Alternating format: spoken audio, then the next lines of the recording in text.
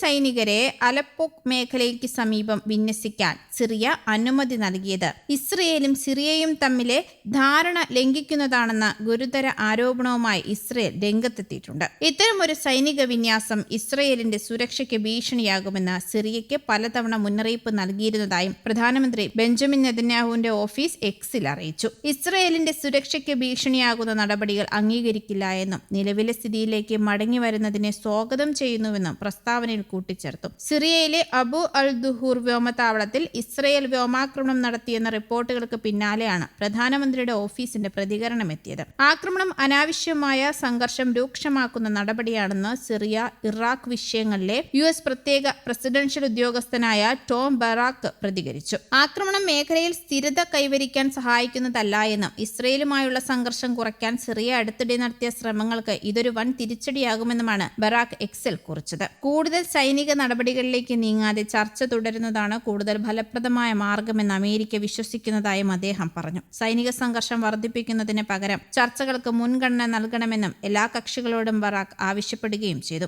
അബു അൽ ദുഹൂർ സൈനിക താവളത്തിലുണ്ടായ ആക്രമണത്തിന് പിന്നാലെ സിറിയയും ഇസ്രായേലിനെതിരെ രംഗത്തെത്തിയിരുന്നു. ആക്രമണം സിറിയയുടെ പരമാധികാരത്തിന്റെയും ഭൂപ്രദേശിക അഖണ്ഡതയുടെയും വ്യക്തമായ ലംഘനമാണെന്ന് സിറിയൻ വിദേശകാര്യ മന്ത്രാലയം പറഞ്ഞു. ജോർദനും ഖത്തറും ആക്രമണത്തെ അപലപിച്ച് സിറിയക്കെതിരെ ഇസ്രയേൽ ആക്രമണം അവസാനിപ്പിക്കണമെന്ന് ആവശ്യപ്പെടുകയും ചെയ്തു. വിഷയത്തിൽ അന്താരാഷ്ട്ര സമൂഹം നടപടി സ്വീകരിക്കണമെന്ന് തുർക്കിയും ആവശ്യപ്പെട്ട് രംഗത്തെത്തിയിട്ടുണ്ട്. അതേസമയം ഗാസയിലെ യുദ്ധം അവസാനിപ്പിക്കുന്നതിനായി അമേരിക്കൻ പ്രസിഡന്റ് ഡൊണാൾഡ് ട്രംപ് മുന്നോട്ട് വെച്ച സമാധാന പദ്ധതി നടപ്പാക്കുന്നതിനുള്ള റോഡ് മാപ്പ് ഇസ്രയേൽ തള്ളിയതിനെതിരെ 8 മുസ്ലിം ഭൂരിപക്ഷ രാജ്യങ്ങൾ രംഗത്തെത്തി. Saudi Arabia, Egypt, Jordan, Pakistan, Indonesia, തുർക്കി, ഖത്തർ, UAE എന്നീ രാജ്യങ്ങളിലെ വിദേശകാര്യ മന്ത്രിമാരാണ് സംയുക്ത പ്രസ്താവനയിൽ ഇസ്രയേലിന്റെ നിലപാടിനെ കർശനമായി വിമർശിച്ചത്. റോഡ് മാപ്പ് തള്ളിയത് ഗാസയിലെ യുദ്ധം അവസാനിപ്പിക്കാനും ദീർഘകാല സമാധാനം സ്ഥാപിക്കാനുമുള്ള ശ്രമങ്ങളെ തടസ്സപ്പെടുത്തുന്നുവെന്ന് രാജ്യങ്ങൾ മുന്നറിയിപ്പ് നൽകി. റോഡ് മാപ്പ് തയ്യാറാക്കുന്നതിലൂടെ ഹമാസിന്റെ ആയുധ നിരായുധീകരണം, ഇസ്രയേൽ സൈന്യത്തിന്റെ ഗാസയിൽ നിന്നുള്ള പിൻവാങ്ങൽ, അന്താരാഷ്ട്ര സേനയുടെ വിന്യാസം, ഗാസയുടെ ഭരണ ചുമതല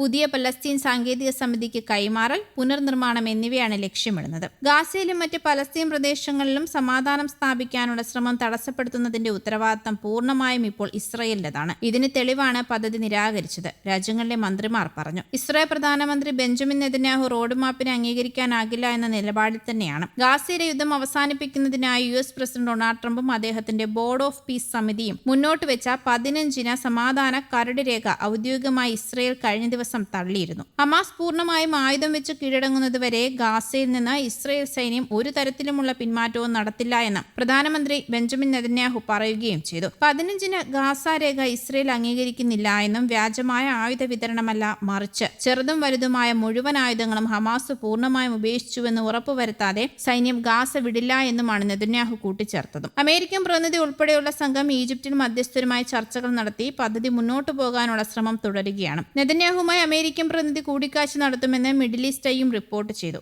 ഈജിപ്ത്, ഖത്തർ, തുർക്കി, US എന്നിവയുൾപ്പെടെ രാജ്യങ്ങളുടെ മധ്യസ്ഥതയിൽ ഗാസയിലെ പ്രതിനിധിയും സമാധാന ബോർഡും ചേർന്ന് നടത്തിയ വിശദമായ ചർച്ചയിലാണ് പലസ്തീൻ പ്രതിനിധികൾ അംഗീകരിച്ച റോഡ് മാപ്പ് രൂപീകരിച്ചതെന്നും റിപ്പോർട്ടിൽ പറയുന്നുണ്ട്. ഗാസയിലെ മനുഷ്യരുടെ സുരക്ഷയും സ്ഥിരതയും ഉറപ്പാക്കാനും പുനർനിർമ്മാണത്തിനും വീണ്ടെടുക്കലിനും വഴിയൊരുക്കുന്ന ഈ പദ്ധതി പൂർണ്ണമായും നടപ്പിലാക്കണമെന്ന് മന്ത്രിമാർ ഇസ്രയേലിനോട് ആവശ്യപ്പെടുകയും ചെയ്തു.